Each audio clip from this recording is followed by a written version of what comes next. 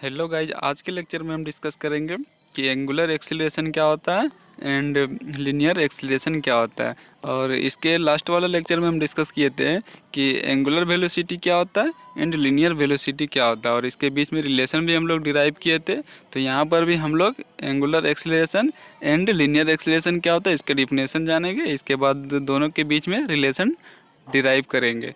तो अगर आपने अभी तक वो वाला वीडियो नहीं देखा है angular velocity and linear velocity वाला, तो लिंक जो है आइकॉन पे दिया है, आप जा कर के देख सकते हैं। और जो भी लेक्चर आपकी छूट गई है वो सारा लेक्चर प्लेलिस्ट में दिया गया, आप इजी वे में जा कर के देख सकते हैं, एक एक करके सारा वीडियो लेक्चर आप देख सकते हैं। तो सबसे पहले यहाँ पर हम डिस्कस करेंगे कि एंगुलर एक्सीलरेशन क्या होता है। एंगुलर एक्सीलरेशन पहले हम लोग लैंग्वेज में देख लेते हैं, इसके बाद हम आपको बताएंगे, समझाएंगे। The angular acceleration is the time rate of change of the angular velocity and is usually designated by n alpha and expressed in radian per second। और जो है ये अल्फ़ा से डिनोट किया जाता है, और एंगुलर एक्सीलरेशन जो है वो हमारा rate of change in angular velocity. Angular velocity का जो रेट ऑफ चेंज है, या फिर आप डायरेक्ट बोल सकते हैं कि angular velocity per unit time is known as angular acceleration. तो rate of change of angular velocity is known as angular acceleration. जो एंगुलर वेलोसिटी होता है उसमें जो रेट ऑफ चेंज होता है, तो उसको हम लोग क्या बोलते हैं, एंगुलर एक्सीलरेशन। तो एंगुलर एक्सीलरेशन का फॉर्मूला क्या होता है, एंगुलर एक्सीलरेशन को अल्फ़ा से डिनोट किया जाता है, और क्या बोला गया, एंगुलर वेलोसिटी बाय टाइम। तो एंगुलर वेलोसिटी क्या होता है हमारा, omega, del omega by del T, और या फिर इसको d omega by D t से भी डिनोट कर सकते हैं। तो एंगुलर एक्सीलरेशन को हम लोग कैसे डिनोट करते हैं, d omega by D t या फिर del omega by del T. और इसका एसआई यूनिट जो हम लोग मेजर करते हैं, तो किस में मेजरमेंट करते हैं, रेडियन पर सेकेंड स्क्वायर। रेडियन इसलिए करते हैं क्योंकि यहाँ पर एंगुलर है, इसीलिए एंगल को हमेशा रेडियन में मेजर करते हैं। तो आपको समझ में आ गया होगा कि एंगुलर एक्सीलरेशन क्या होता है। जो एंगुलर वेलोसिटी होता है पर यूनिट टाइम, उसको हम लोग बोलते हैं एंगुलर एक्सीलरेशन, या फिर आप बोल सकते हैं कि the rate of change of angular velocity is called angular acceleration. कोई भी फॉर्मूला आप लिख सकते हैं दोनों में से, तो आपको जो अच्छा लगे वही लिखिए।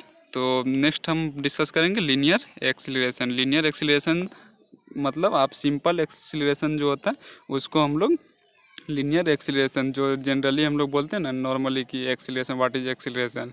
तो एक्सीलरेशन क्या होता है, the rate of change of linear velocity is defined as linear acceleration denoted by A.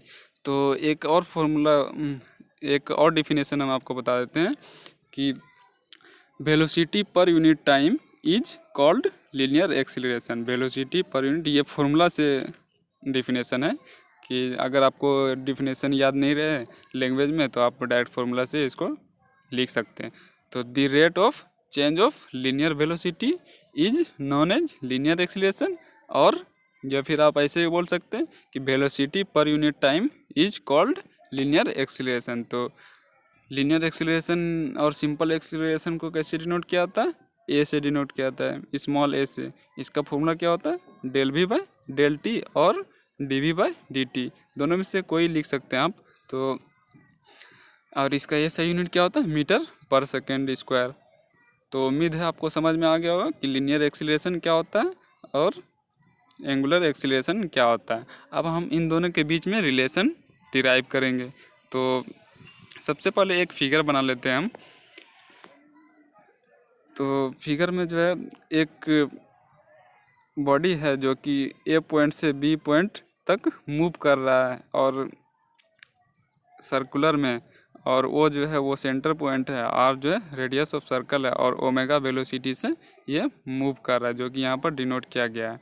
तो ये सब आपको समझ में, और डेल एस जो डी एस जो है वो इसका डिस्प्लेसमेंट है, एंगुलर डिस्प्लेसमेंट। तो चलिए हम अब डिस्कस करते हैं रिलेशन कैसे डिराइव करते हैं। तो हमें पहले से पता है, we know that the linear acceleration alpha is equal to D we by D t. अभी हम लोग डिस्कस किए कि लीनियर एक्सीलरेशन का फॉर्मूला क्या होता है, A is equal to D we by D T, A is equal to D we by D T, और alpha is equal to del omega by D omega by D T. तो या तो आप del भी लिखे या D भी लिखे, बात एक ही है, सेम ही है। तो we know that linear acceleration a is equal to D we by D t and a is equal to, तो भी इज इक्वल टू हम लोग लास्ट लेक्चर में हम लोग निकाले थे जब relation between angular velocity and linear velocity जब निकाल रहे थे, तो हमको पता है कि v is equal to r omega होता है। तो v का वैल्यू यहाँ पर पुट करेंगे आर ओमेगा, तो d r omega by D T, तो a is equal to r बाहर कर देंगे तो d omega by D t. We have angular acceleration, अभी हम लोग एबव में डिस्कस किए कि एंगुलर एक्सीलरेशन क्या होता है। एंगुलर एक्सीलरेशन जो होता है वो हमारा alpha is equal to d omega by D t होता है।